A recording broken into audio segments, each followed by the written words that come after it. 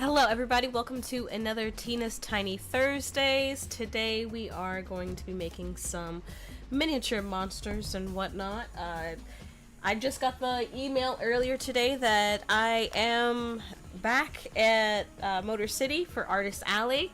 It's gonna be a grand old time. I always love going to Motor City Comic Con. It's one of my favorite shows that I do. I do a lot of smaller shows, and Motor City is probably the biggest one it's the biggest one I've been doing for the past couple of years. I have done other big shows a long time ago. Like, we used to do C2E2 and other stuff, but then crime in Chicago just got ridiculous, and yeah. So Motor City is the biggest one that I have done within the past couple of years, and I'm excited to be back there. And I figured, what better way to prepare for Motor City than making a bunch of monsters and nerd stuff? So that's what we're gonna be doing today. The first monster I thought about making is in Motor City Comic Con. It's like the big Comic Con in Michigan. And that's from May 16th through May 18th, so that's where I'll be if you guys want to, see me there and stop by the booth. I always love seeing my regulars and seeing people that have bought for me before, and just either come by just to chat and just be like, well, I still have my painting, I still love it, you made this for me, or people, stop by and buy again. I always appreciate repeat customers and stuff, and having conversations with you guys and talk about art and movies and stuff, so I always love doing that, and it's always a grand old time. Sorry, I'm still a little bit under the weather, so if you hear me clearing my throat a lot, or if my voice goes out in the middle of a sentence, that's why. I'm still sick, unfortunately, but I'm getting better. I slept like 11 hours last night, and usually I get like 5, so. So I'm catching up on sleep and getting the rest that I need. But also I'm a busy woman, so I rest when it's absolutely necessary, and it was necessary last night. But anyway, the first monster that I'm going to be making is going to be a beholder, because I was playing Baldur's Gate 3 earlier in the week, and I was trying to avoid a conflict, and I could not avoid fighting the beholder, and I was really afraid that it would just roll disintegrate on my character and I would just die, but that did not happen. And apparently I max leveled my entire team, so it was super easy, barely an inconvenience, fighting the beholder. I was afraid for nothing. But I'm glad I did the actions that I did in that, because otherwise it would have just been a super long encounter, and ain't nobody got time for that,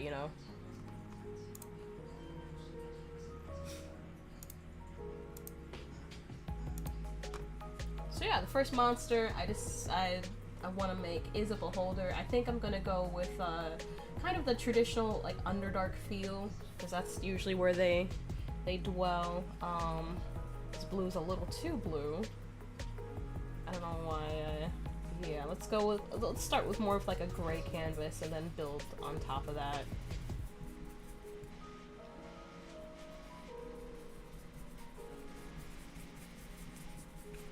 Yeah.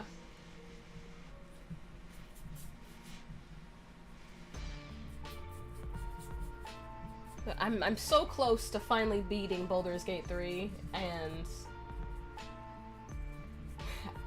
I don't know, I just feel like the last encounter is gonna be a really long one, so I don't know if I want to put in the time for it just yet, because I was trying to finish it earlier. I think it was like Monday or Tuesday night, and then I was like, oh no, this is gonna take a long time.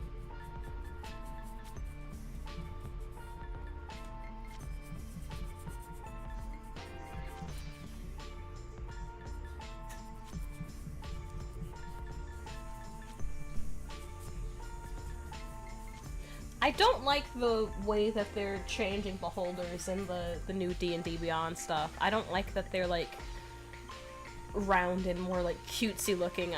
They should stay menacing. Like I know that they're like a common trope enemy at this point, and you know, maybe it's not scary for most people when they come across them. I was terrified when we came across one in game.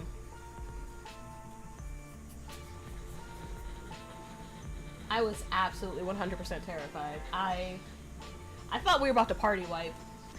We came pretty close to having some deaths, though. My character almost died in that fight.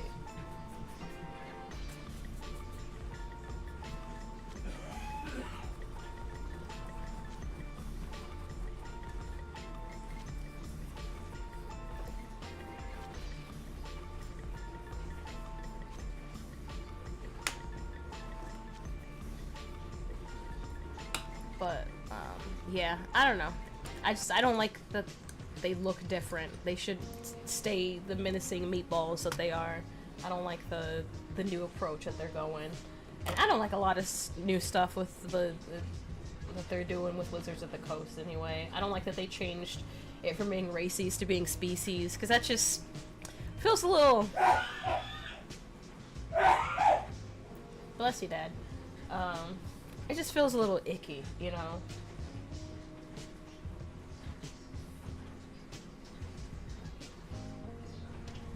Because before, everything was just like some sort of humanoid race, but now it's like everything's like a different species, and so if there's inter-species relations, it feels weird, you know?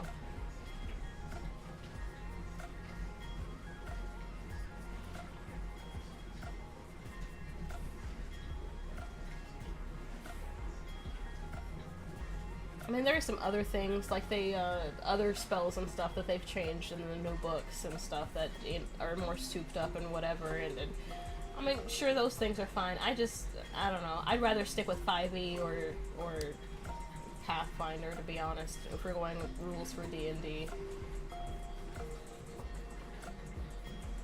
Or just, like, tabletop stuff, I don't know. Some of the things they're doing, I don't know. I don't like it. Other things are like not really consequential, and I don't know. It's just a few things that just I'm like, that was dumb. Like, they got rid of like all the stat blocks for like the half race stuff, like the half orcs and the half elves, and instead of it being like, oh, they specifically get this racial stat bonus stuff. It's, I guess you could say there's more freedom and stuff, but initially when they made the announcement, they said they changed it because it felt inherently racist to have stat blocks for half elves and half orcs, and it's like, if traditionally speaking, an orc gets these, it has this strength, or an elf has, you know, these stats, and you're a half human, it's not racist to be like, oh, if you're a human, you get this from your parents, and you get that from, you know, your parents. I don't know.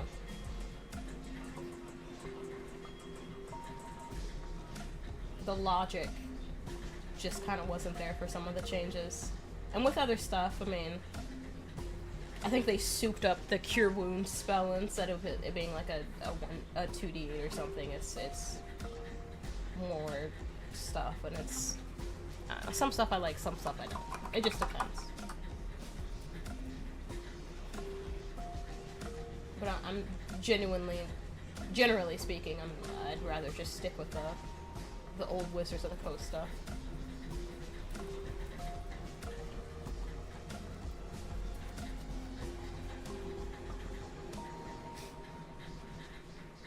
But enough yapping about that. Sorry for the noise in the background. I feel like the dishwasher's super loud today.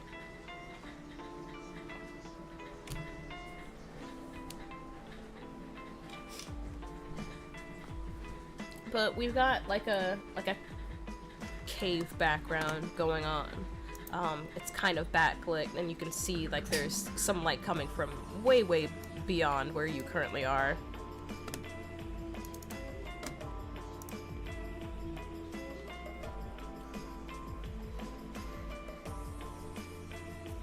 now we'll get started with our meatball.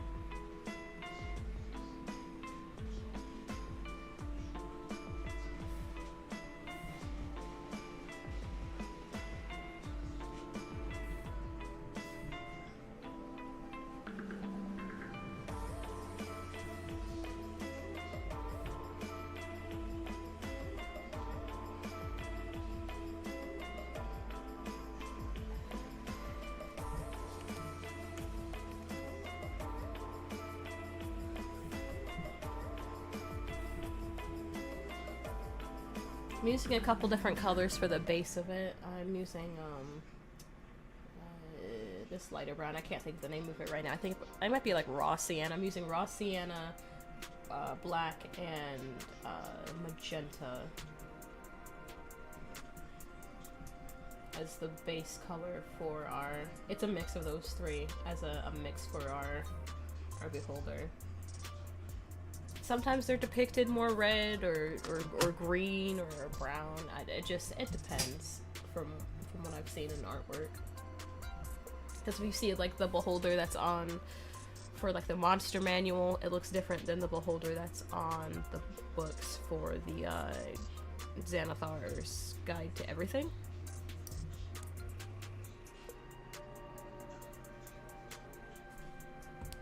So I guess it just depends on how you want to flavor your meatball for how your beholder looks.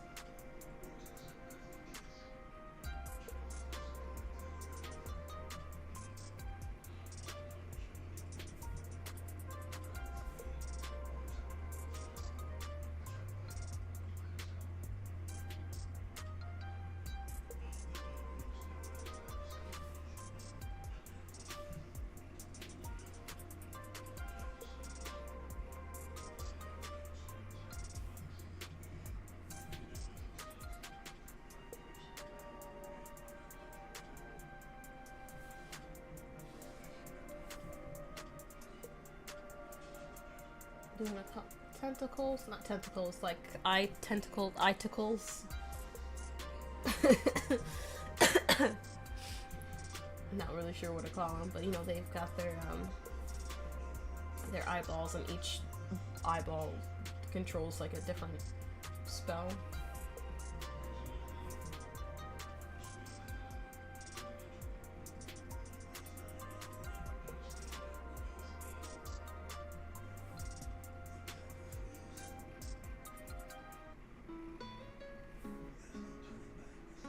I remember when, in our game when we fought the beholder, we were, it's like we had to fight the beholder and, like a wizard-ish. I forget her exact stat. I don't know if it was more wizard or sorcerer, but, there's also something that was causing, like, like a field of anti-magic, and so if you were, like, maybe it's the beholder. Maybe the beholder had, like, an eye that was causing anti-magic. Something like that, but,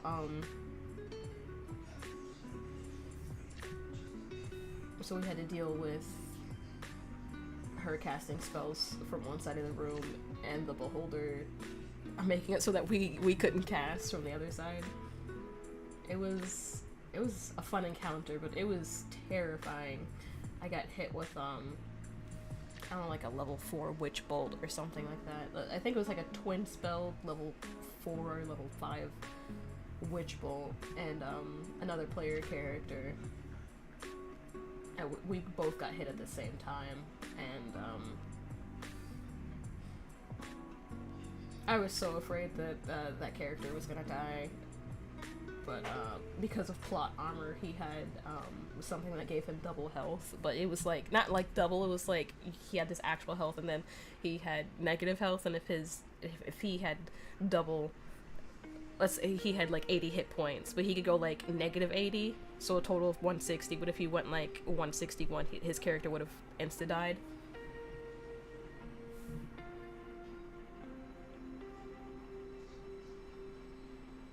But he was taking on a lot of damage and like trying to draw the beholder away from everyone else, and it was quite the encounter. It was a lot of fun though, but also it was a lot of anxiety. And like our tank paladin who got turned to stone because of the beholder, and so we were just like, oh no. Who's gonna take all this damage? And then I was like a half caster, half I was a magus, so it's like a half caster, half fighter type of build, kind of. But she would act like a tank, but she did not have a lot of health ever.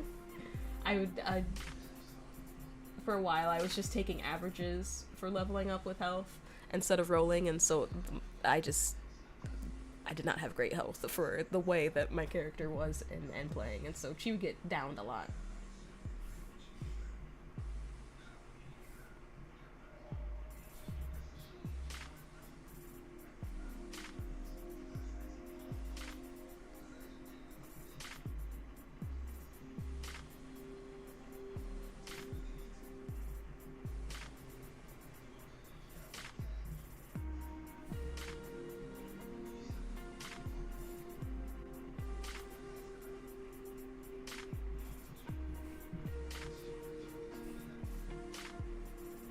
I miss playing in that campaign and playing as her sometimes, but the only more stressful that being that character made me stress out so much, because the way I wrote her, she would just, her life decisions were just terrible,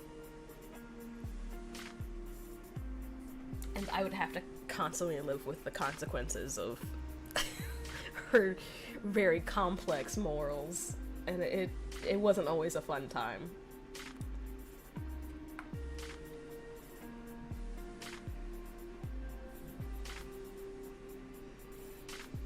When it was fun, it was the best of times, and when it wasn't, it was like, I am stressed out for this 5-hour game. That's great, guys. I might as well be playing Sephiroth with a kingdom key.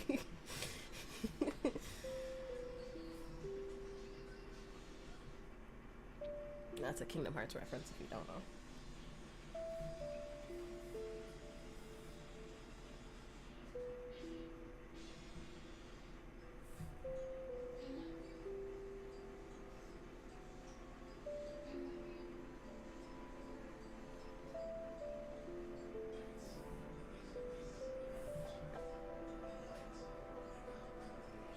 I like some depictions people have of beholders where it's like there is no pupil in the eye, it's just kind of like this monstrous blind thing.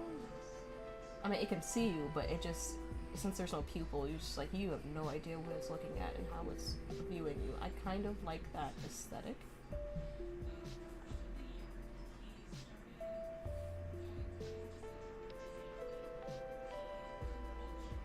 Because it feels a little bit more monstrous than, oh, just creepy eyeballs just staring at me everywhere. This is like unsettling, possessed, otherworldly thing. So I might do a mix of that, the traditional eyeballs, and then maybe the center one has no pupils, but the smaller ones do. Maybe I'll do that.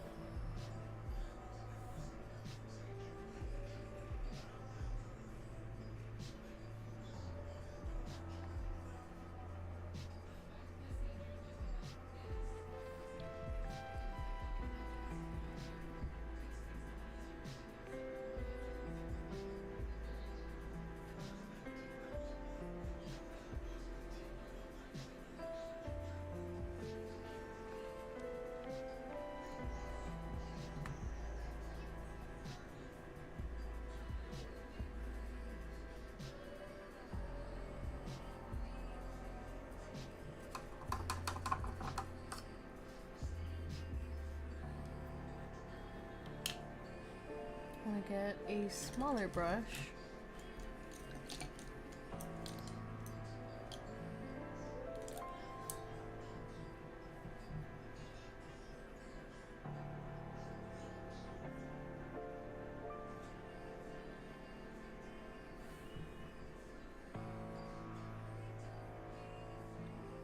Do some finer detailing on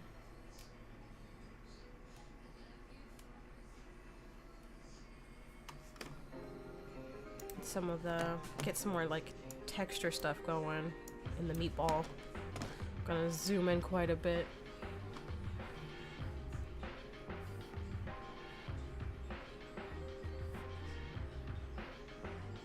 I'm gonna give it more arms and stuff too, but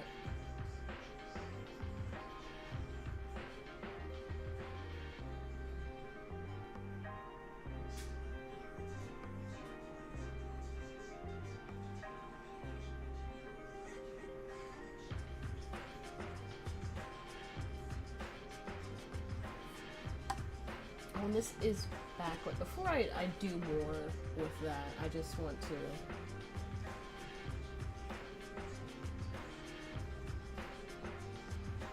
add some lighting details on the, just so I can remember that, hey, this is a rimlet.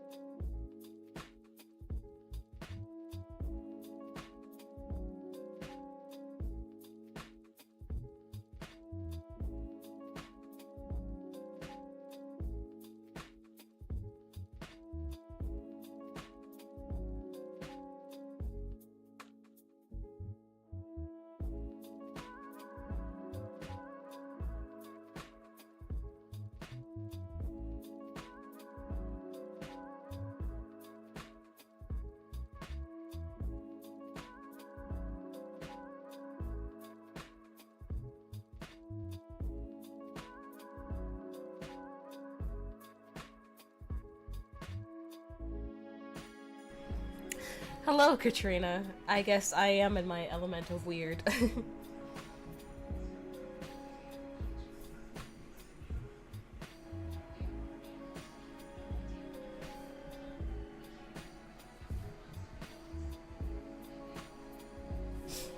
But, I don't know if you were on earlier, but, got the email today that I am in the Artist Alley for Motor City, so I was like, I need to paint more nerd stuff for Comic-Con.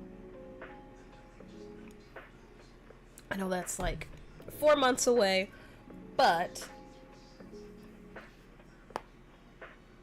it's always good to be prepared, no matter what, in life. So, and also I didn't know what to paint today, and I was like, you know what, monsters. It's been a while since I've painted monsters or villains or something along those lines.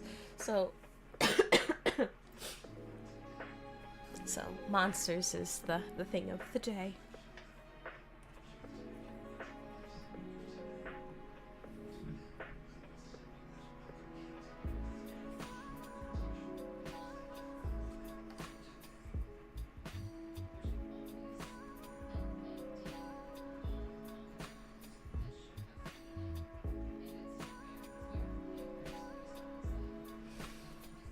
Are you going to be next to Christina? I usually put in a request to be next to Christina. They haven't announced, like, seating anything yet.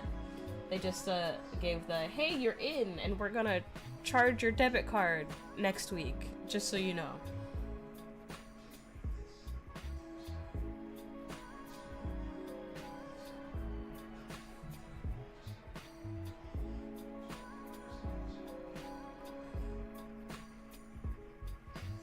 They usually don't announce the seating stuff until like February or March. I say seating, but I mean floor plan, but you know what I mean.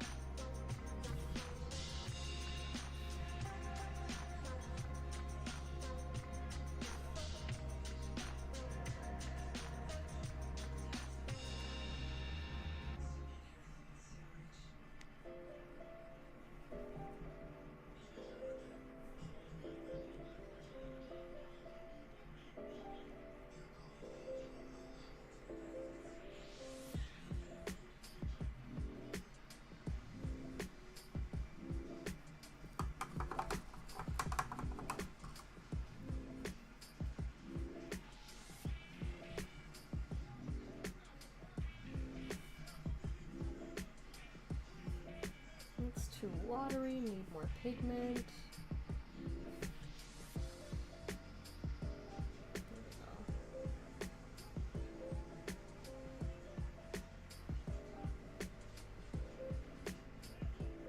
Some coming in front of the face.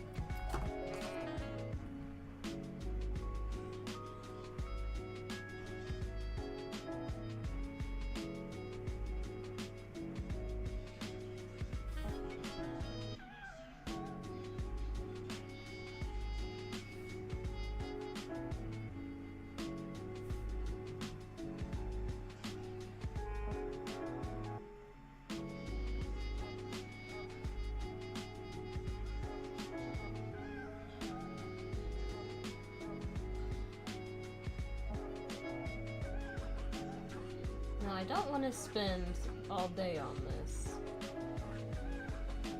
There are other monsters and things I would like to paint and would like to make.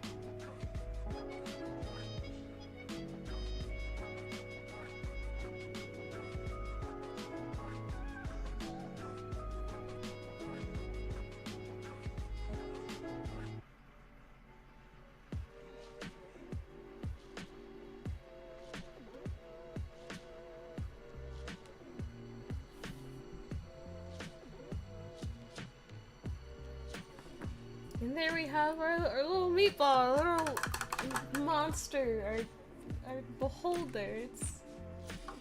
It's disgusting and creepy. I love it.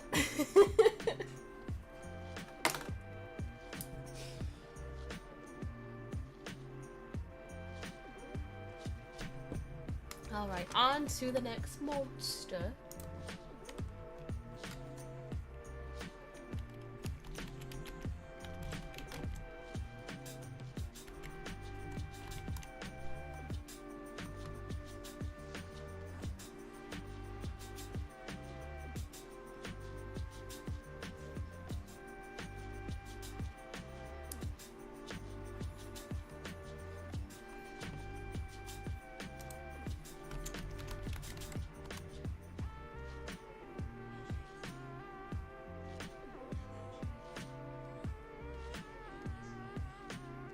For this next one, I can't paint monsters without including Subnautica, guys. You know how it is. Or maybe you don't. Maybe you've never watched me before, but hello. But you know how it is. I've painted a Ghost Leviathan, I've painted a Reaper Leviathan, and now I'm gonna do the Shadow Leviathan.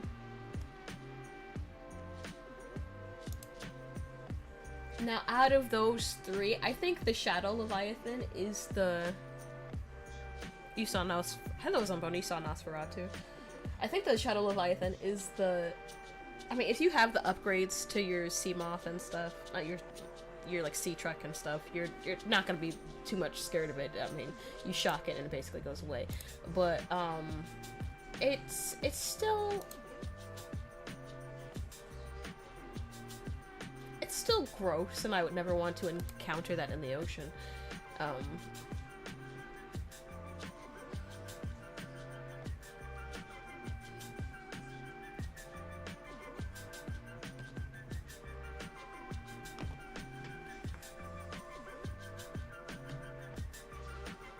How was Nosferatu? I heard some people didn't like it, and some people thought it was dumb. Some people thought the gratuitous sex scene was unnecessary. I did not see it.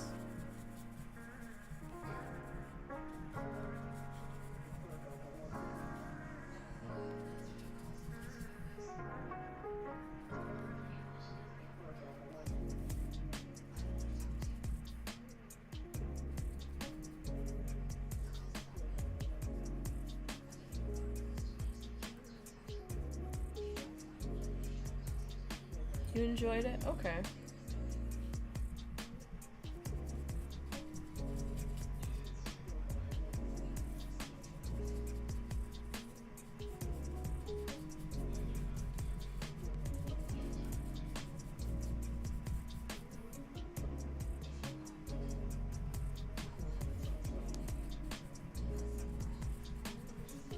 I don't know if I'll watch it. Usually I like vampire stuff, but I don't know. I think Mr. Skarsgård looks great in the costume and stuff, and he really just loves to play monsters.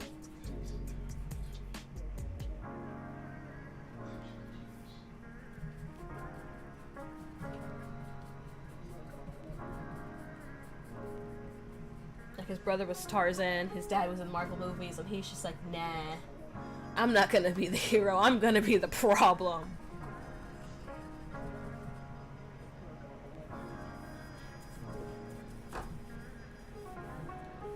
You know, some people find their niche genre and stick with it. I did enjoy that show he was on. It was, I forget what it was called, but it was like a show where it was like a bunch of like Stephen King. It was like one town, but like a bunch of Stephen King characters and references were all like happening in like one town, and I cannot think of what it was called for the life of me.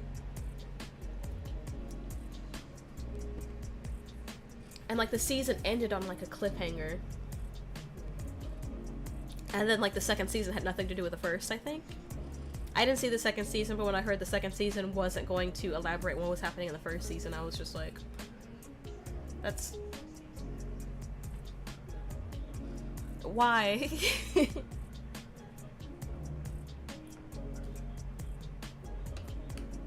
Why you do that, show?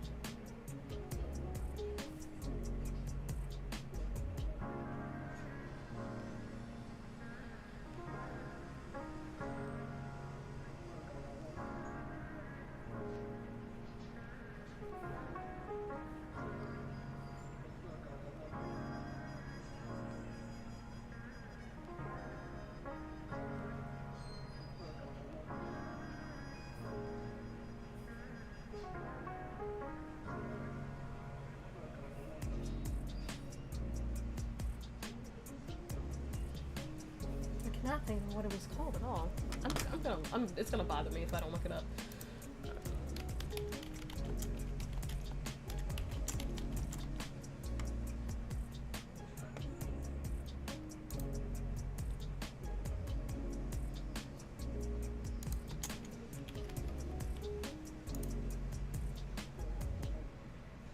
Castle Rock, that's what it was. First season, so interesting. Cause this guy, he's like being held by someone in the community. I think it was like by a cop or something. And, you know, it was like a really nice guy, and then like the main character like finds out that he's like holding this guy hostage and has been holding this guy hostage for a long time. And then the guy, the cop or whatever, was just like, don't let him out, he's the devil, and wherever he goes, bad things happen. And so you're just like, okay, whatever, this is weird. And then I think the cop like kills himself or something. And so then and then whatever happens to this, you know, the guy becomes like the main character's responsibility. But he has like the same name and as the main character and stuff, and his claim and story is that he's from another universe or another timeline or something. And it was real interesting. But like as soon as he was like let out from the prison, like people kept dying in mysterious and horrible ways in town. And so you're like, okay, is all of this stuff really connected to him, or is he the catalyst? Is he really the devil? Like you're just like wondering what is going on. And like the season just ended with a cliffhanger and a mystery, and you're just like, well, what was that about? And it's never elaborated.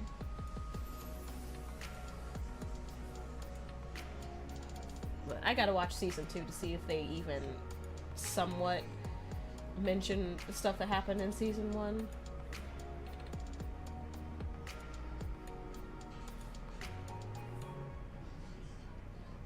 Because if there's even an inkling of what actually happened and what was actually going on, then it'll be worth it to watch a second season. But if the second season is just a bunch of nonsense, then I've wasted my time, I guess. We shall see.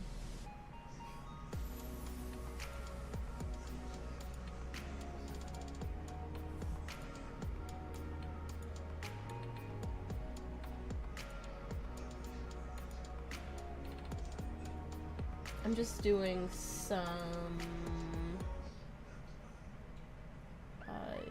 like background work right now before I get into actually painting the Leviathan. Because this Leviathan hangs out in like these crystal caverns and stuff.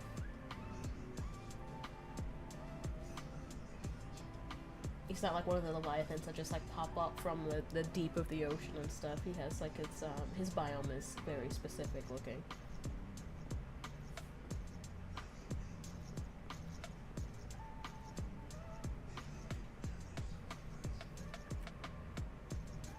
I do want to lighten up the background just a tad.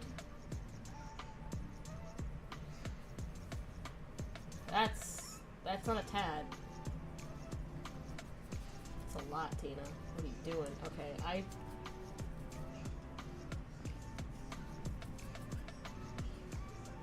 what is happening?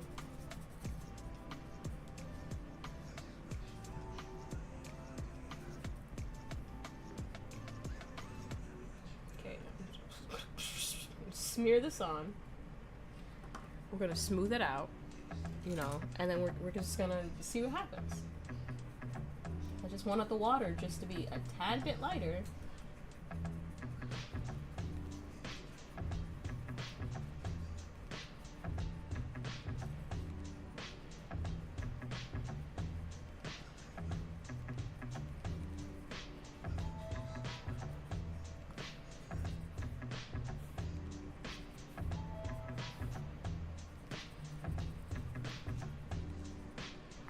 You know, it's a shame that they made Below Zero into like a full game and it just wasn't. It didn't feel full and complete when you played it. Like it seemed like that's it, this is it. Because the first one, like you get to a certain point, it's like, oh my gosh, there's so much more to this story than I originally thought. But with Below Zero, the story was just kind of bland. I hope with the next Subnautica it's a more fleshed out story. And I know Below Zero initially was just supposed to be like a DLC, and then they were like, oh, we'll make it into a full game, but it still felt very small scale compared to what was happening in the first one. I mean, the maps were smaller, the monsters I think were smaller too, and it wasn't like you needed to basically save this entire planet. It was just like, oh, my sister's dead and I don't know why. I'm gonna investigate her death, and then you find out the reason why she died, and you're just like, okay, well, that was stupid and entirely her fault.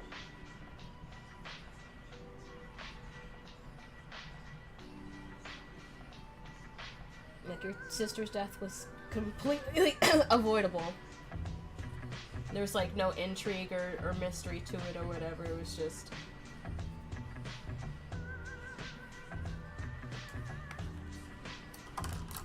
I don't know. The story just fell short.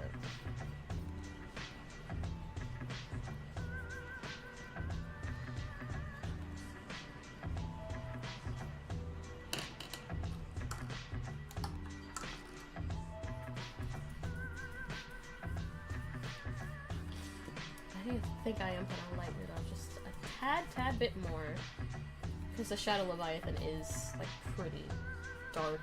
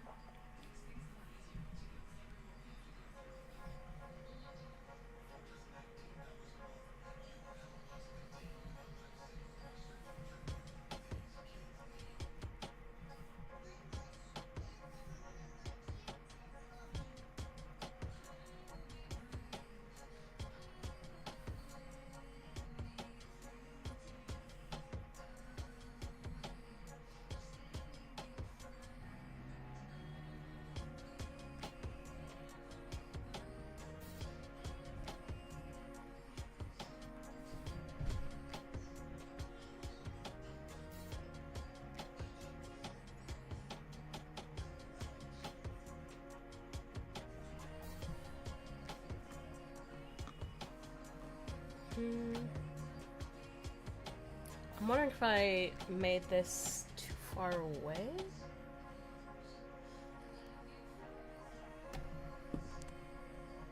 Because it's got like this ribcage thing that opens up and like swallows its prey whole, right?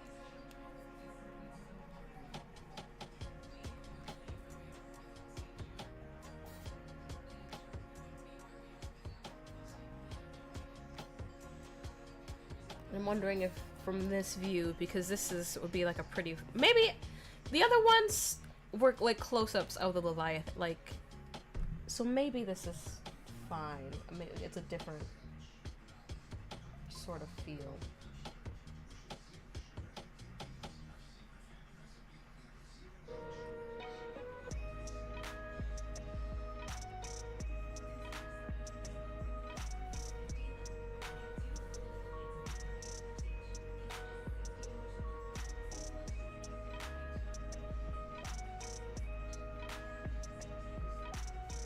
Besides, it's not like I have the other Leviathan paintings anyway. Those sold.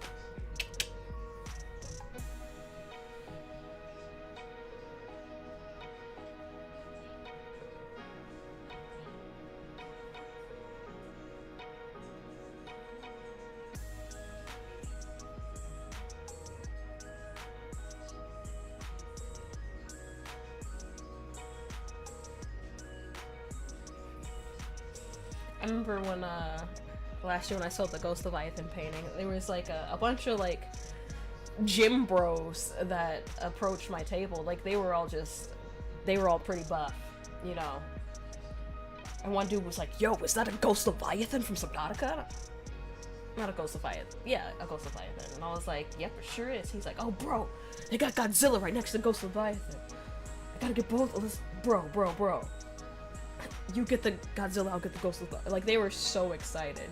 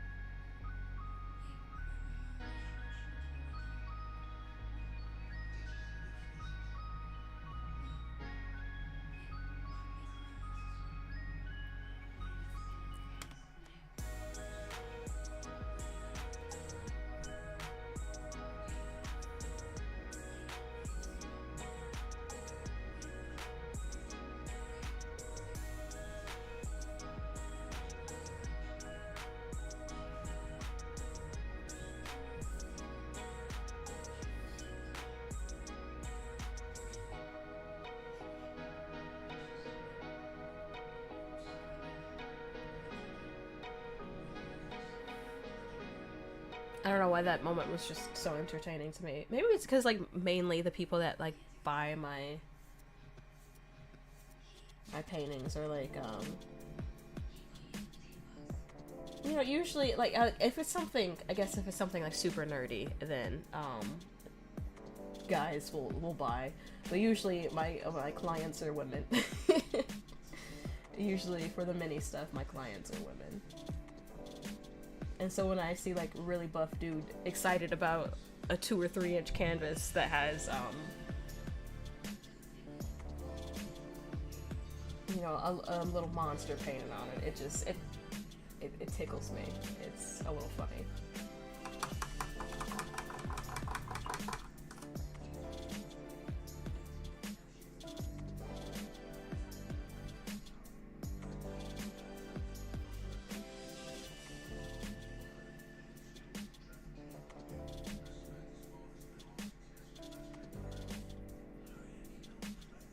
My anime portraits, it's probably usually a dude that will buy, like, you know, Goku or Vegeta or somebody. But for, like, the itty bitties,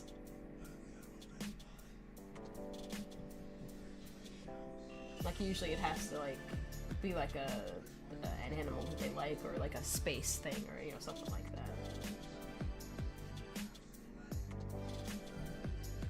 But most of the time, it's, like, it's women of all ages that buy from me.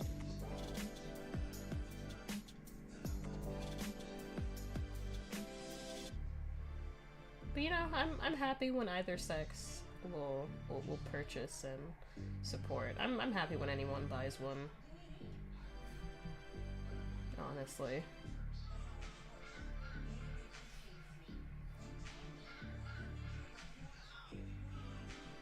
Anytime I have to ship one out, I'm just like grinning from ear to ear, and I'm just like, got an order today.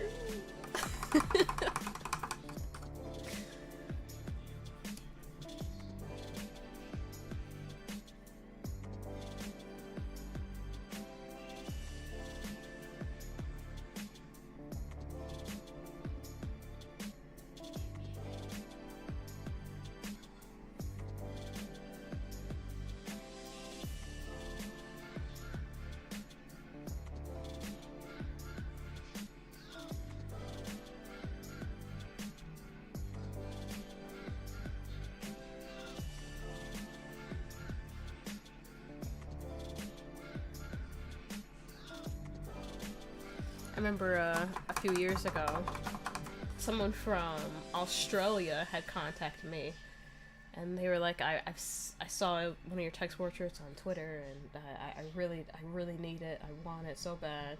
And I was like, oh, I usually don't ship internationally. And it's like, I can figure out the cost and ship it out to you. And they were like, please do, I'll pay whatever it takes to get this. And I was just like, it just made me feel so...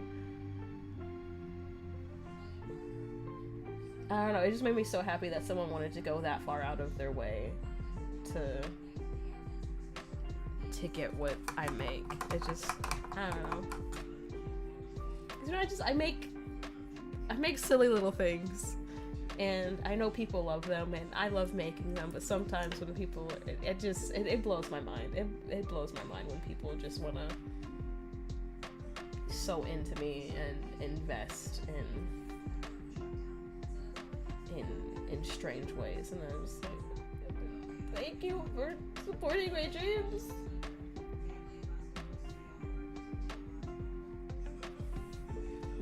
And it took like, I don't know, it took like a full 2 weeks for it to get to them, and like every day I was like was following the tracking for the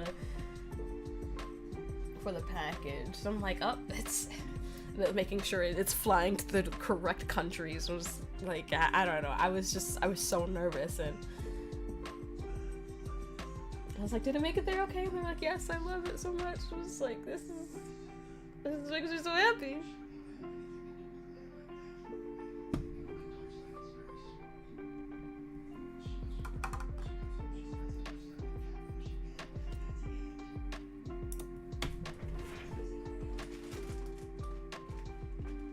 Didn't I buy red? I think I bought a tube of red, and I don't know where I put it.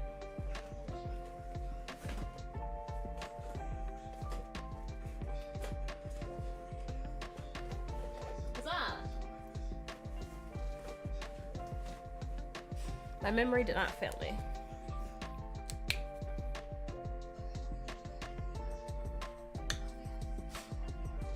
I don't need that much red, but I just want to, I'll keep it closest in case I need more.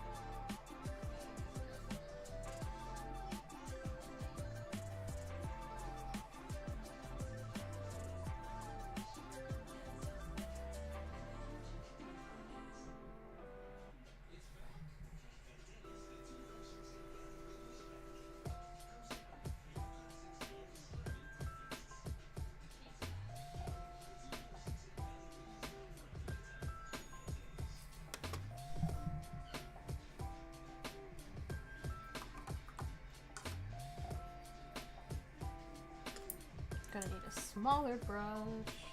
Do some of the finer detailing and the ribcage thing.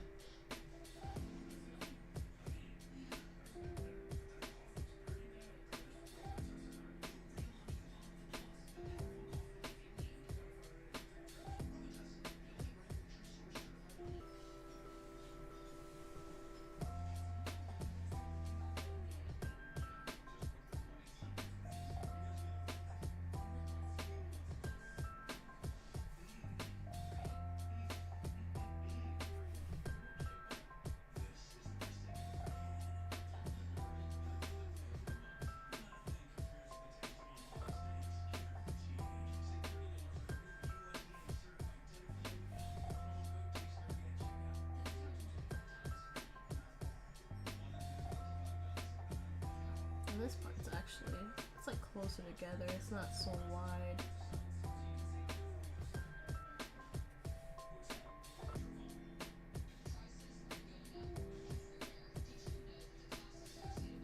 And then you can kind of see its spine too.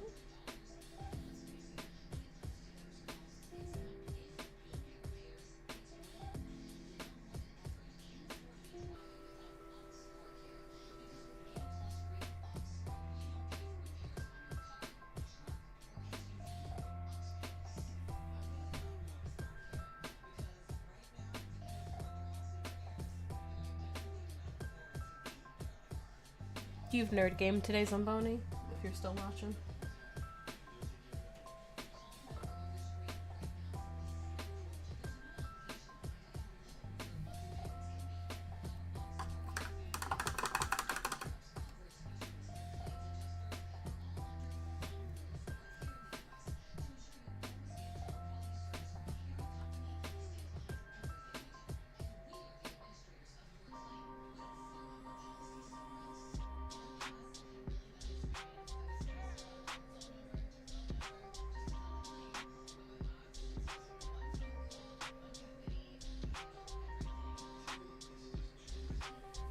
No, I can't start today because I don't have anything ready and someone can't show up. Aww.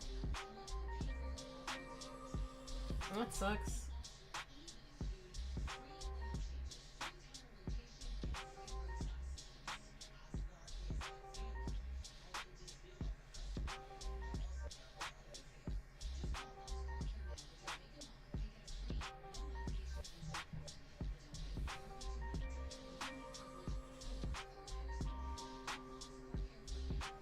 Well, at least now you have a full week to come up with something. You know, you got more time. That's the way to look at it.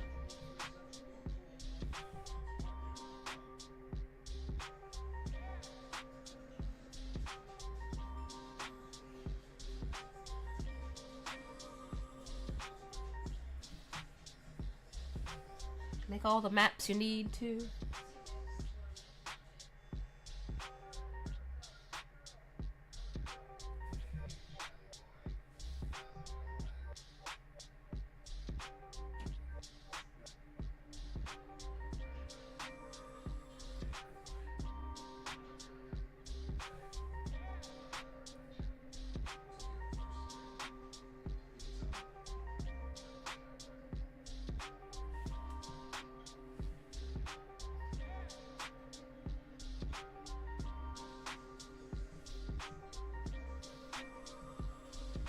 I'm kind of glad that Bible D&D is not, you know, this week, but the week after, because that way I can flesh out some things for the last battle and whatnot.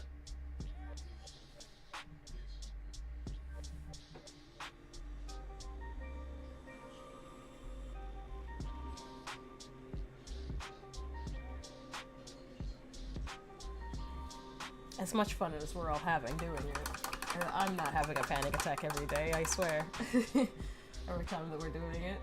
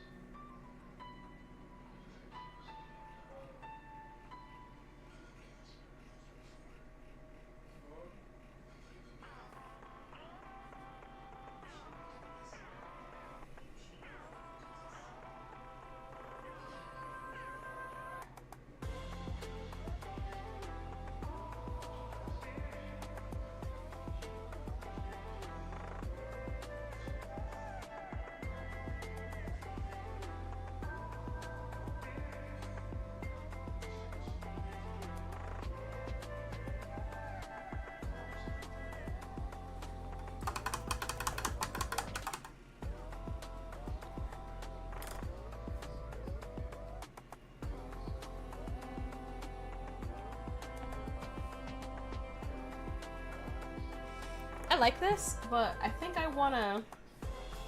This might be doing the most, but,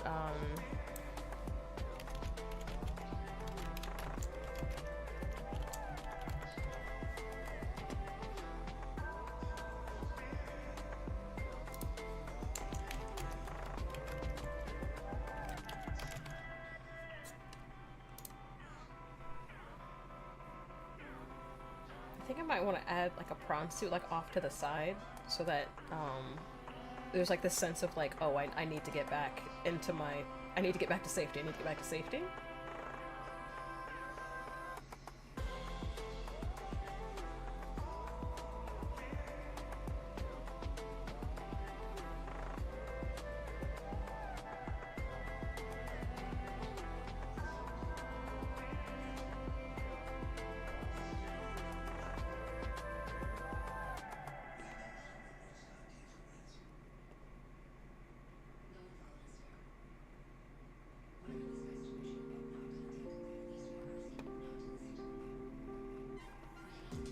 Trying to find a good reference for a prawn suit in this low lighting.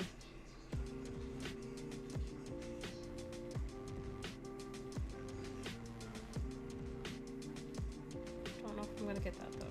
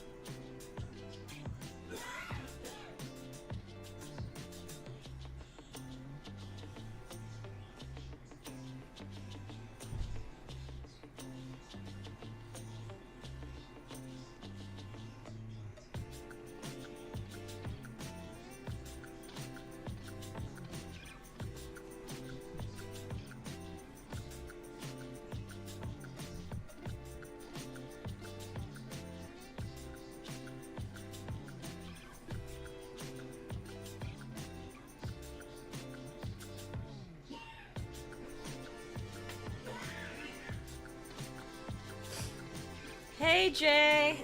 Yeah, I'm feeling a lot better. The coughing hasn't been nearly as bad, and I slept for like 10 hours last night, so that was great.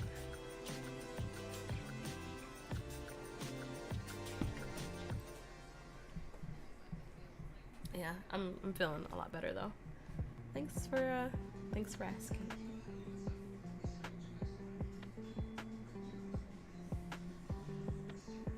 My dad is still coughing up a storm, but I feel like he's had a cough since I was like 12, so I don't know. He's just always hacking up a lung.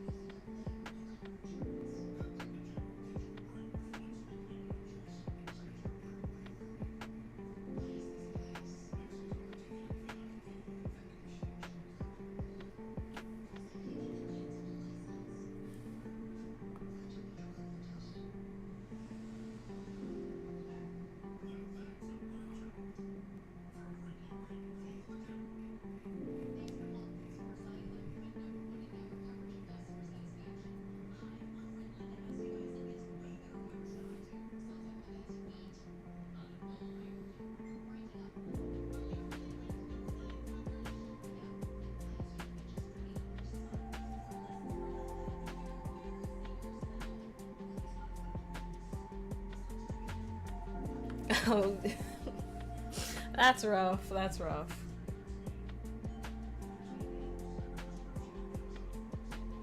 Just part of your identity now.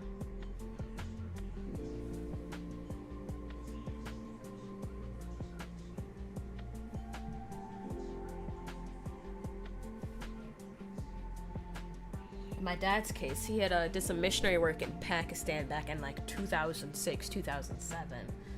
And ever since then, he has a really bad cough.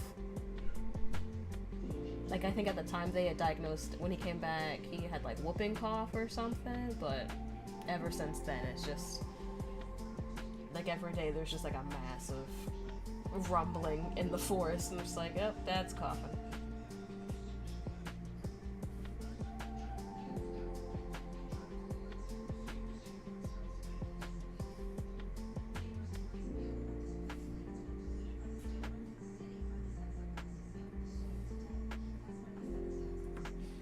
This piece.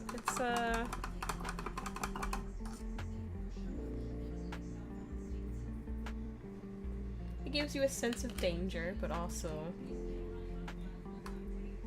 you know, you could quickly get to your ship, your prawn suit, and be safe for like a little bit and fight off the monster. You got a chance. You're not just about to get swallowed whole. You got a chance to fight.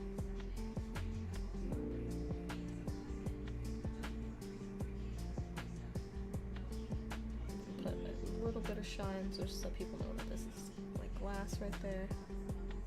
Oh, that's not glass. What am I doing? Let's see if I can just, yeah. The crystals, I feel like the crystals aren't nearly shiny enough.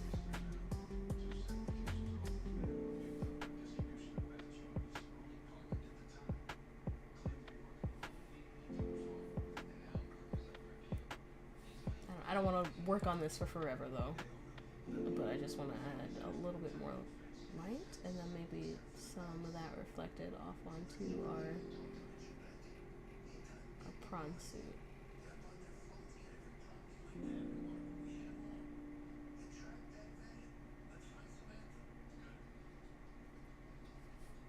Yeah. Yeah, it do be like that with coughs. Sometimes you just get one and it just never leaves you. Alright, so we got a Beholder, we got a Shadow Leviathan for our next monster, which will probably be our final monster with the pace that I am currently painting at. Honestly, I did not have a third monster picked out.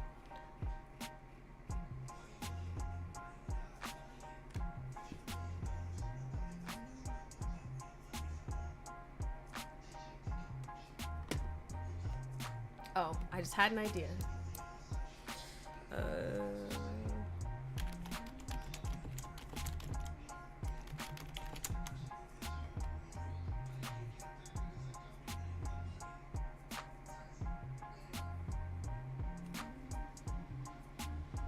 That's how you spell it, Strigoi.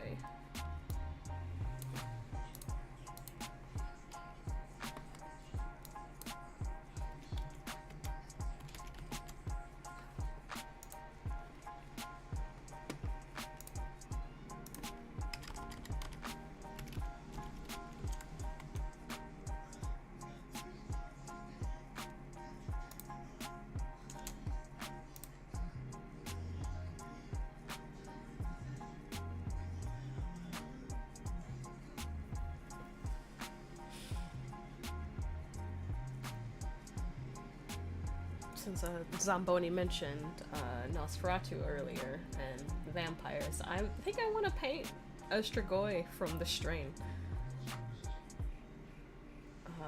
I would watch that show with my mama back when it was airing.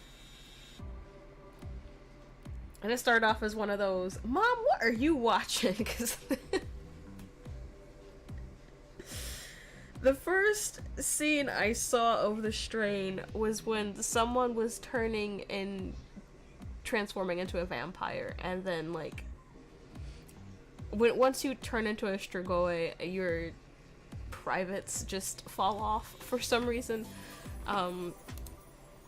Yeah, and so that would, like, I just heard, like, a thump in the toilet of the show, and I was like, Mom, what are you watching? And then there was just, like, this white vampire shriveled man thing, and I'm just like, what is that? She's like, it's vampires or something, I don't know.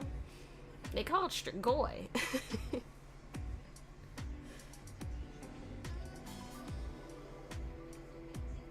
But then I started watching the show with her, and then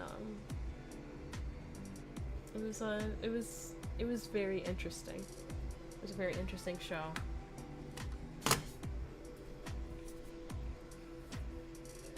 Did I get? Oh my gosh, I got paint on my sweater. I'm gonna have to wash that. What was the name of the show? The Strain. The Strain. It was it took place in New York. It was like a vampire apocalypse show. Strigoi. I'll spell it in the chat.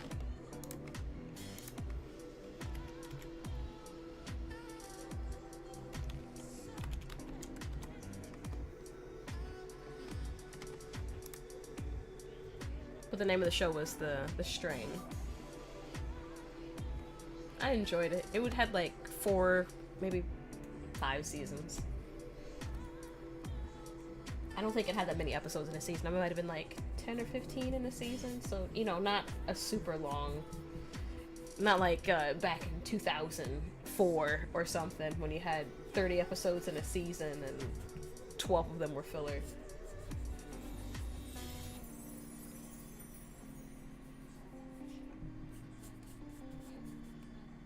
Like when I went back and watched Lost, I'm like, dang, there's a lot of episodes in this season, but like there was something that happened in like every episode, you know. There wasn't a whole lot of filler. Even the filler episodes still revealed stuff and secrets.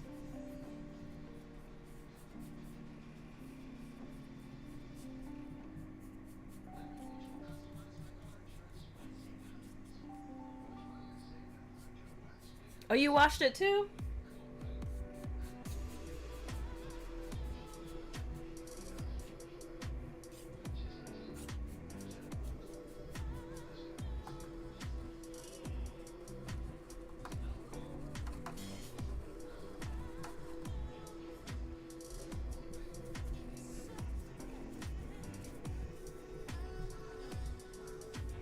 Did you watch the whole series?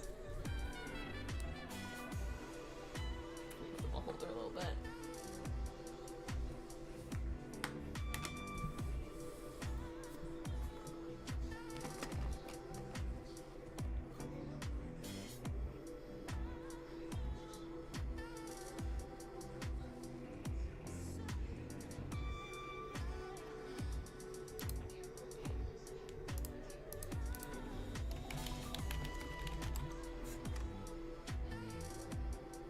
Regina King was in the first season? I do not remember her being in... Wait, maybe I do.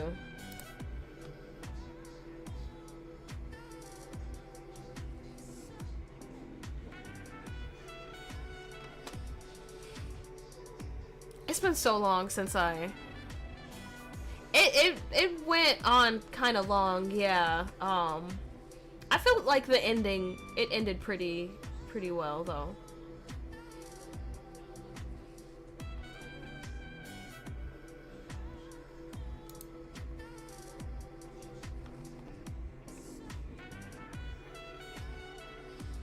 She was in only like 3 episodes back when no one knew what was going on. Okay.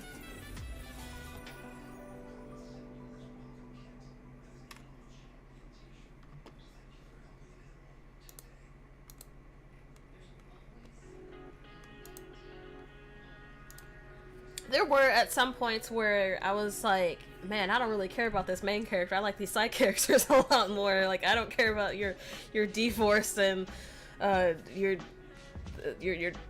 estranged son that much.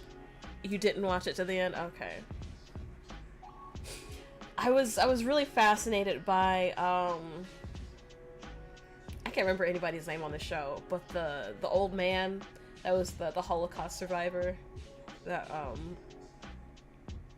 and you're like, how is he only looking 60 and fighting all these vampires? But you found out that he was like distilling some stuff from the venom from the vampires so that it wasn't contagious. And the rat killer, he was my favorite. He was my guy. But the Holocaust survivor was like distilling like the vampire venom into like a serum so that he could stay young enough in order to fight the vampires. I was just like, dang, that's determination, man.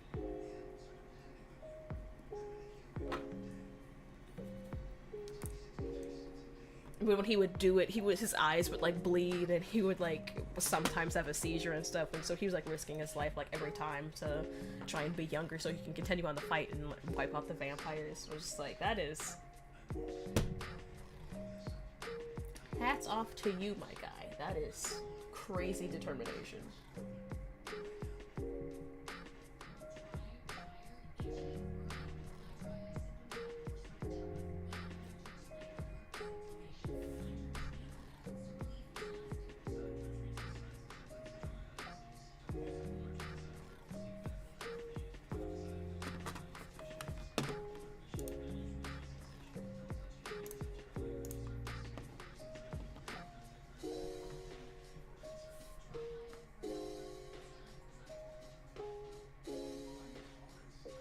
Yeah. I like that it started with the mystery and stuff, and then, I did kind of like the season where they were, you know, actually having to, like, live in, like, the, like, apocalypse and stuff and whatnot, but, it got to, like, it got to a point where she's like, okay, are y'all gonna kill them all, or is humanity just gonna die? Like, what's gonna happen?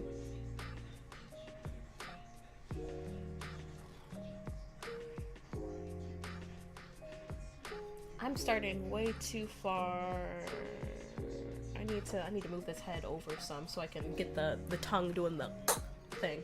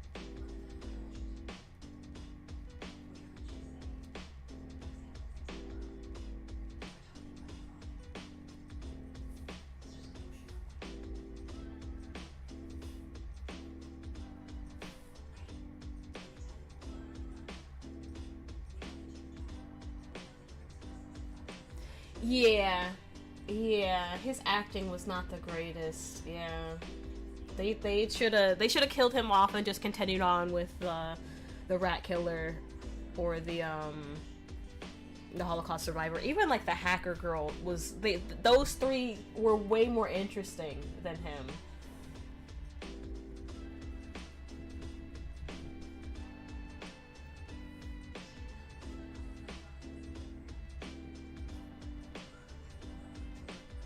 He was in House of Cards?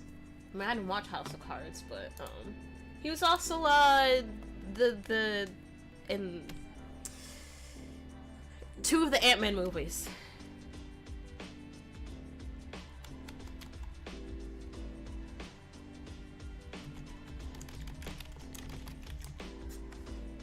I cannot think. Corey Stoll. Okay, that's his name.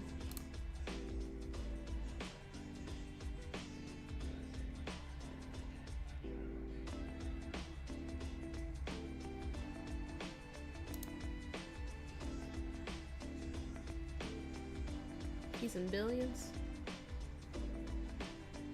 He gets work, it seems like, but you know, there's just, you know, he just has like a certain range, and it's not that not that wide, I guess.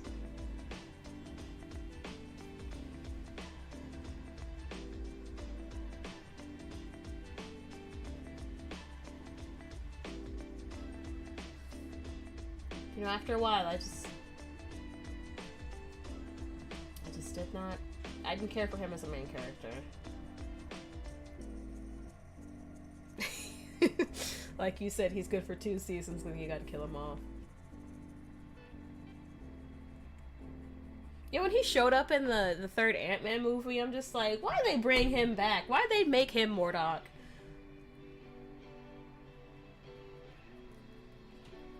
And then they made him like the butt of the joke. I was like, this is... Like, I know this is Marvel, but do y'all always gotta make a joke? Y'all always gotta, you know? Can't some things just be serious?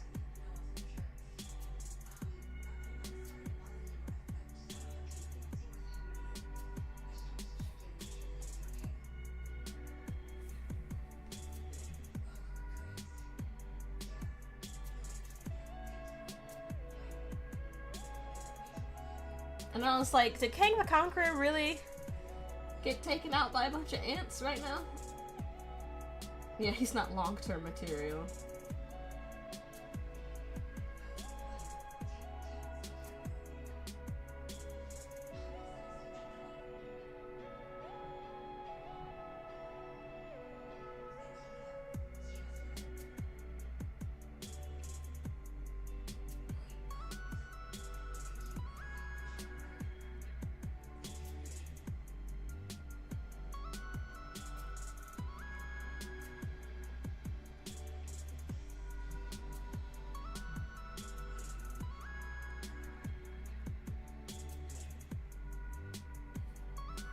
Yeah.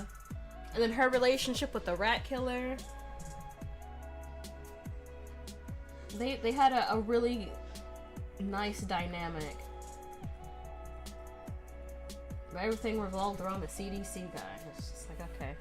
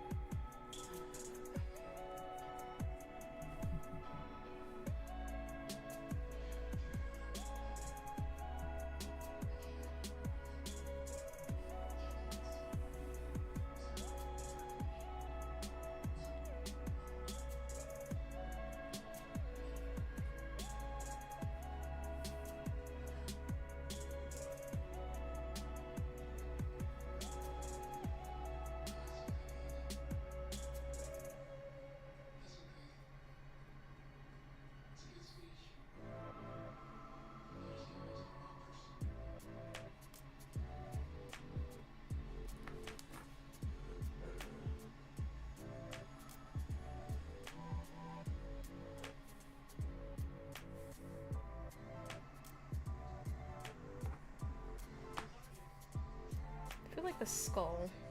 Yeah, the worms, they were so, oh gosh, they were so nasty, they were so gross. I thought that was a really nice and really good way to show how the vampirism spread. I thought that was really nice.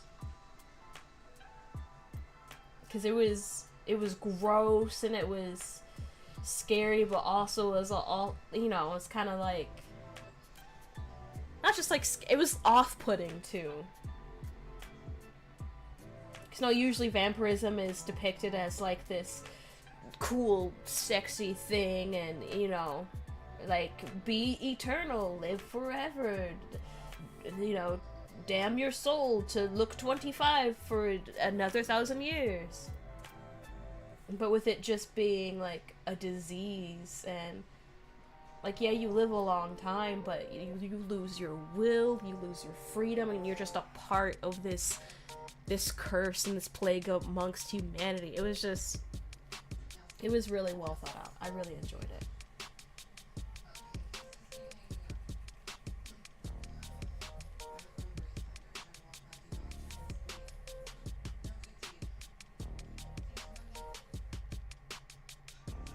Oh yeah, you lose your hair, you lose everything, and it's just...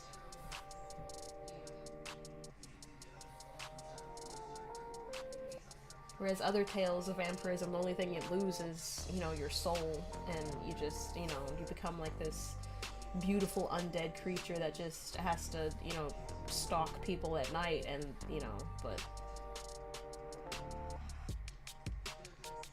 I like that there was no reason that you would want to become a vampire unless you wanted that power that came with it. Like the Nazi. Like, he wanted more control, he wanted to live forever, he wanted to, you know, be under the guise of another master, and so he did a really dumb thing, in my opinion, and was just like, yep, I'm gonna be fine with this.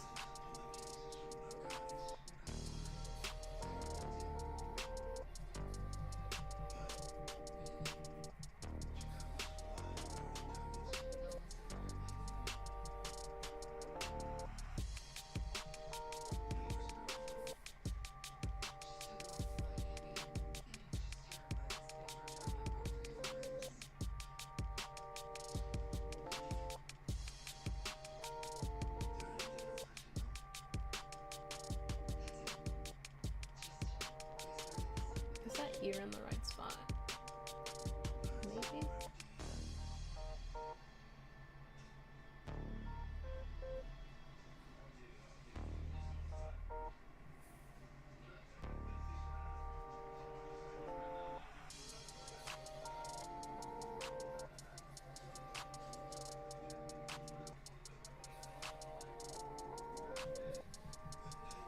Yeah, 5 seasons was long.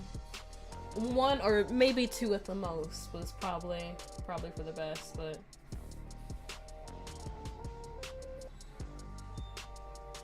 even though it did seem like nothing was accomplished or nothing was achieved in some of the episodes that I watched, you know, spending all that time with my mama, you know,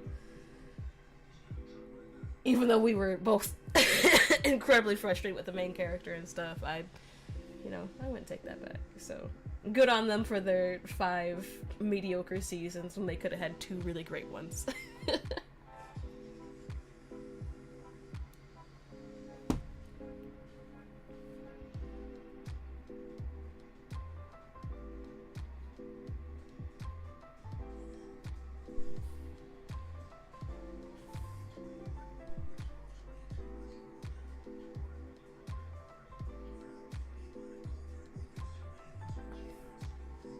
My mom, she would watch a lot of stuff till the very end, even if it didn't deserve her viewership.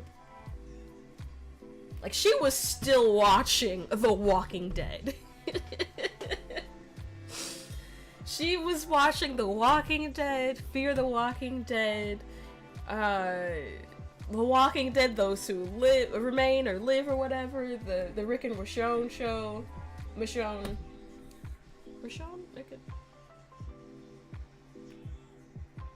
She was watching all the Walking Dead shows. Still. Every spin-off, every moment, she was watching.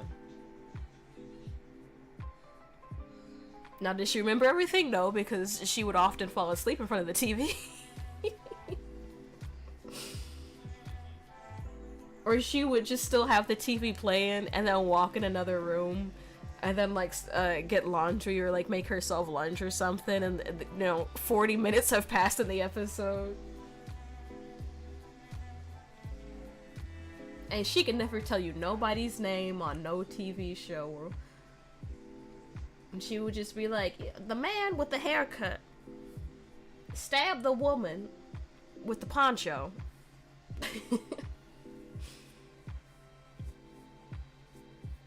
So many filler episodes with that kid and his dad. It seemed like it was hard for the editors to piece together a story that makes continuing. Yeah. There's so much filler with the dad and the son. Yes, my mom watched all the spin-offs. Every spin-off of The Walking Dead.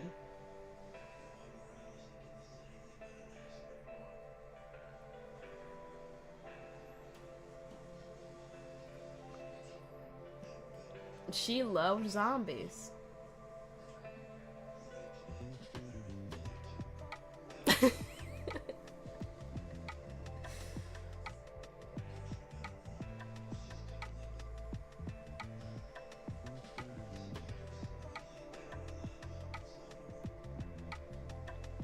And she loved TV.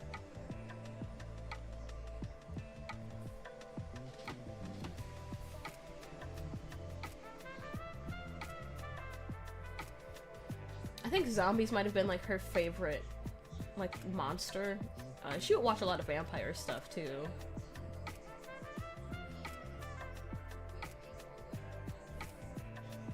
But usually, she mainly watched like zombie stuff. Well, I don't want to say mainly because if someone was dying in the film, my mom probably watched it. Even like the low budget Tubi movies, she would load those up and just be having a grand old time. Now, if something was too silly, she didn't want to watch it. Like, we tried to get her to watch Velocipaster one time, which is about a priest who gets scratched by magical or radioactive, I don't remember why the dinosaur bones were, whatever, he got in contact with a fossil and it gave him the ability to turn into a velociraptor.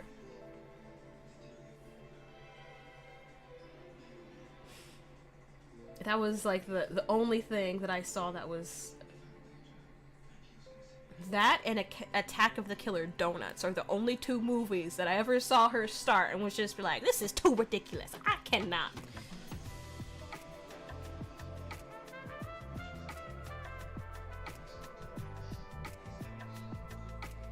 But Cocaine Bear was hilarious to her.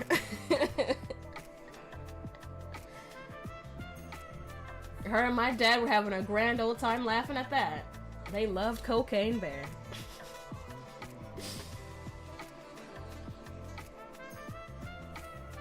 But Velocipaster was too silly.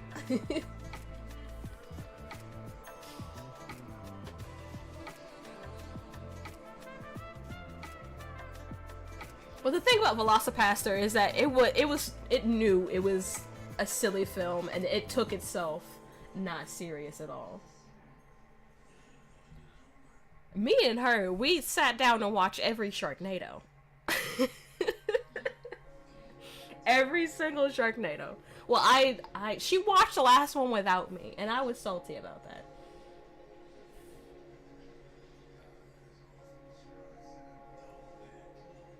But Sharknado, Monster Arc, anything that was... Man. Anything with monsters, my mom would just watch and have a grand old time. Yes, she watched the Sharknadoes.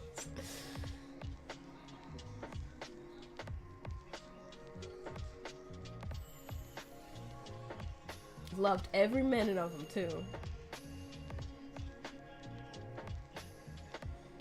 And she would just laugh and laugh.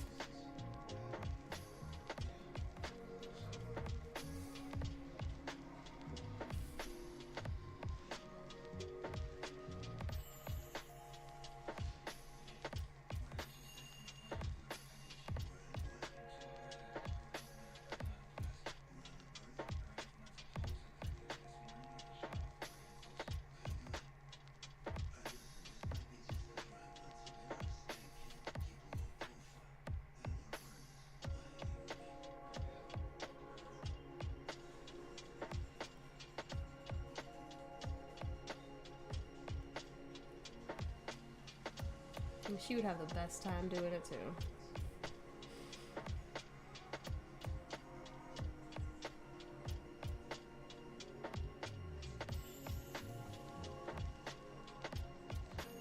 She loved watching TV and she loved going to the movies.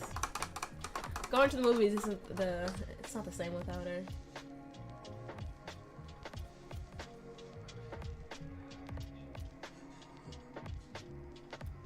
Cause you know all those like B and C and D budget movies that get released in theaters and you're like, who is watching this? My mother. My mother, and I was right there next to her. Every terrible Gerard Butler film.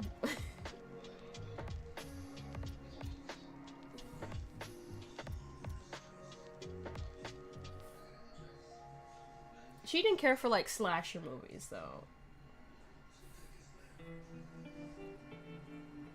Like A Man in a Mask, just like killing a bunch of kids for no reason, or like ghost films. She didn't really care for those, but like werewolves, vampires, zombies, shapeshifters, stuff like that. She loved.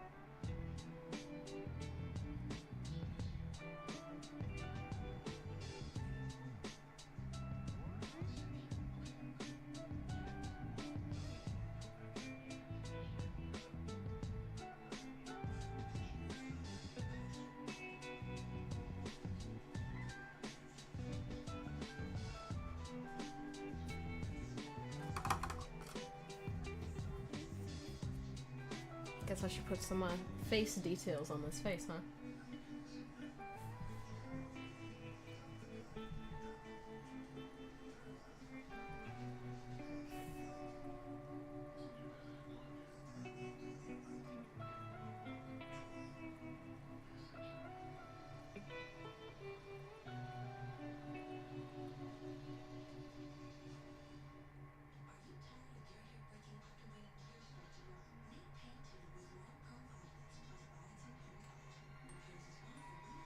Normally I skip this song, but I guess it fits with today's motif, so it can stay.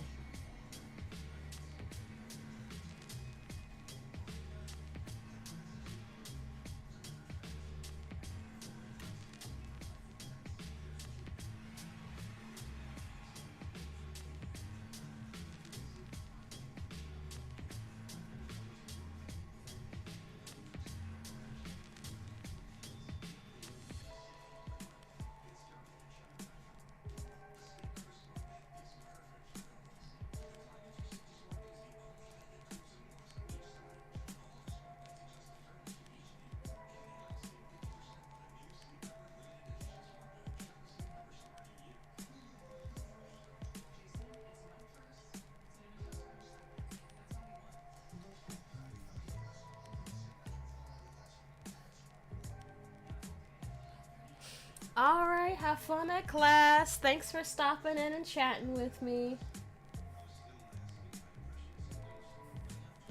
I'll be hopefully finishing up soon. Don't want to be painting vampires all day, you know. I got dinner to make and other stuff.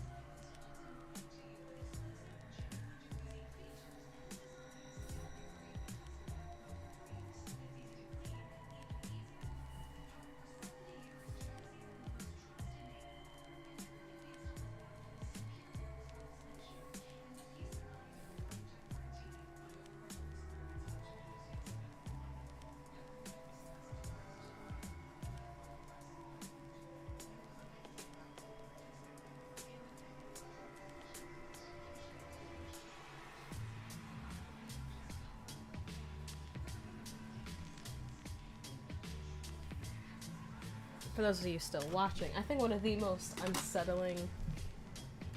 when I think about this show, I think about this one scene in particular. The hacker girl, whose name I can't remember because I'm turning into my mother and don't remember any characters' names anymore. But, the hacker girl, she was kidnapped by the Nazi vampire. And I understand without names, this just sounds like a bunch of nonsense, but...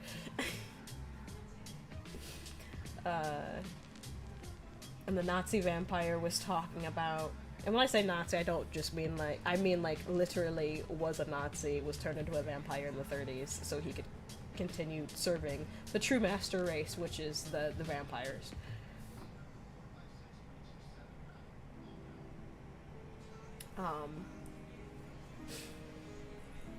The girl was kidnapped and he was telling her how sometimes he misses eating food. And so he brought in another guy, well, and he forced the guy to,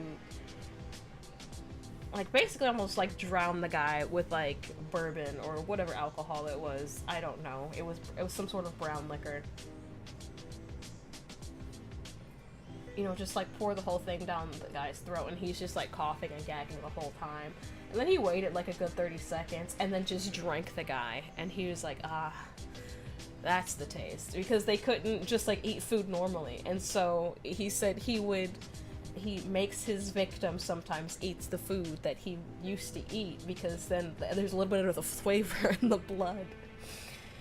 And then she's obviously disturbed and freaked out and stuff. And then later on, when she's still kidnapped, he brings in a tray of pineapple and he's just like, eat it. She's just terrified. And so when I think about this show, and that's the scene that sticks out to me. That's the scene that I think about.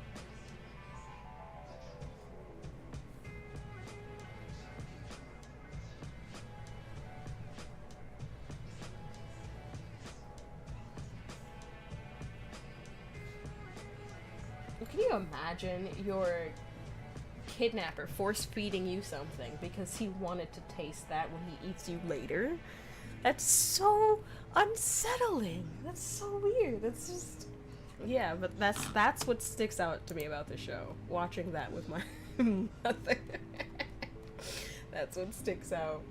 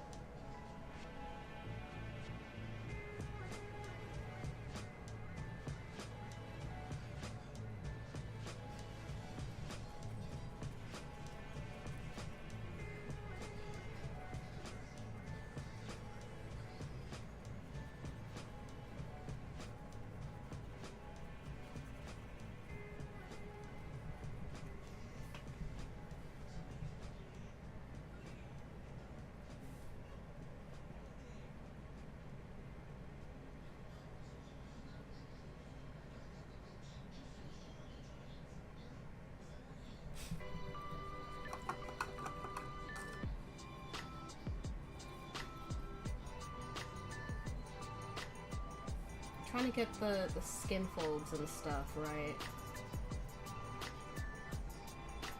But I might have to switch to a smaller brush.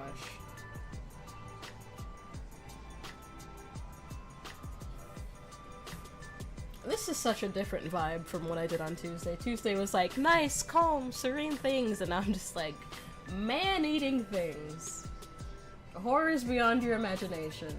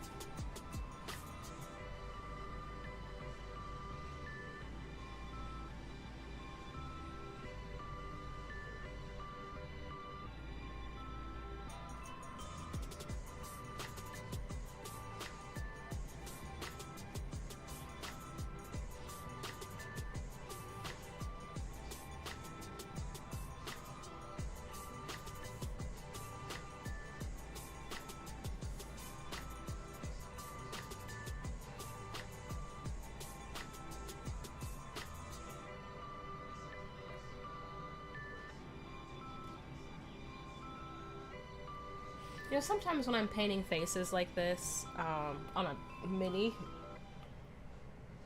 my brain automatically starts breaking things up, like how when I would do it at text portrait, just like, I guess, which is, you know, just, maybe just a regular way to do portraits, I don't know. It's just like, okay, this shadow, this color, paint this shadow, this highlight, this color, instead of like, okay, you got your nose, you got your lips, you got your whatever, I'm just like, this shade now, as if I'm still holding like a pen and like don't want to like put it down or recap it.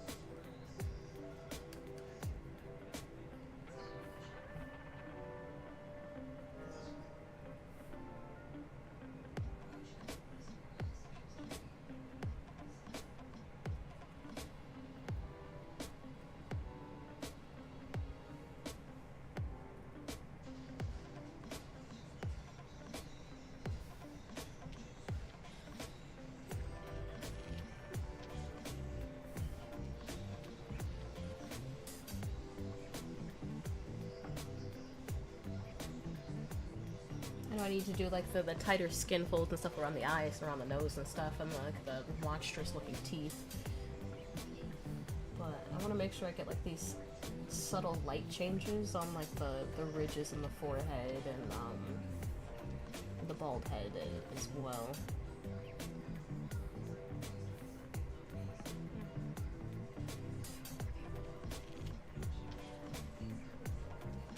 I remember seeing this as a promotional poster for the show, and I was like, oh wow, that's such an impactful image right there.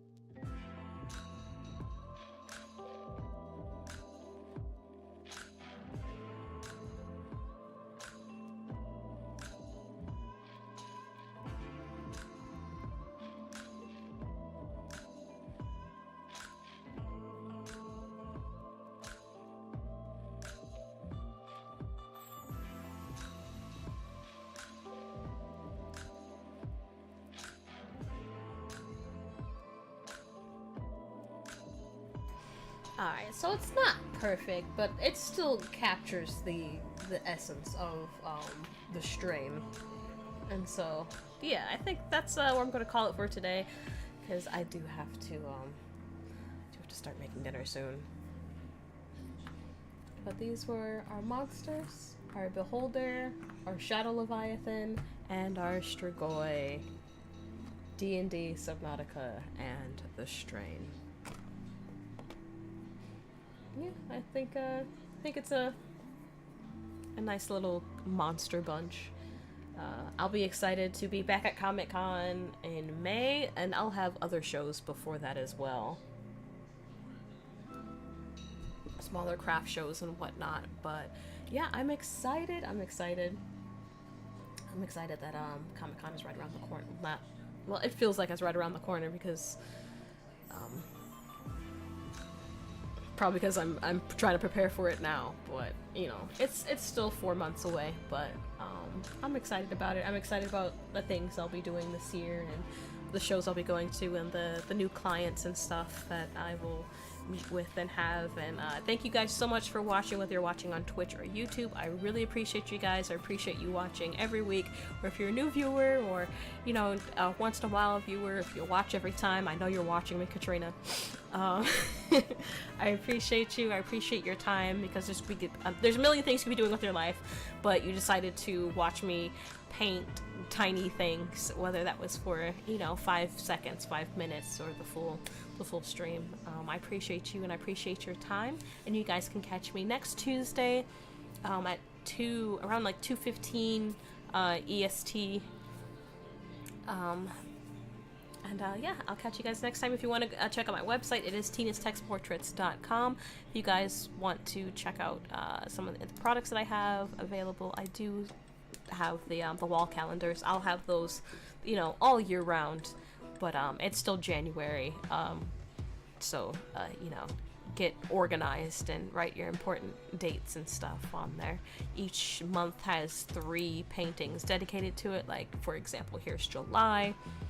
These were mini paintings I did on stream during the last 4th of July, and I included them in the calendar. And this image just always gets away from me. These were the ones for January, so won't get much use out of those if you get the calendar now, but you know, yeah, they're still pretty. They're still nice to look at. And so each month has, like I said, 3 paintings dedicated to like the spirit of that month. And so yeah, if you guys want to check that out, or check out other tiny paintings that I've made, you can go to tinastextportraits.com. These will be available within probably like the next hour, honestly, if you guys wanted to get those. But those will be under like the video game / movie paintings. You'll see on my website if you go. But oh gosh, I was doing so good. Sorry for coughing in your face. But yeah, I'll catch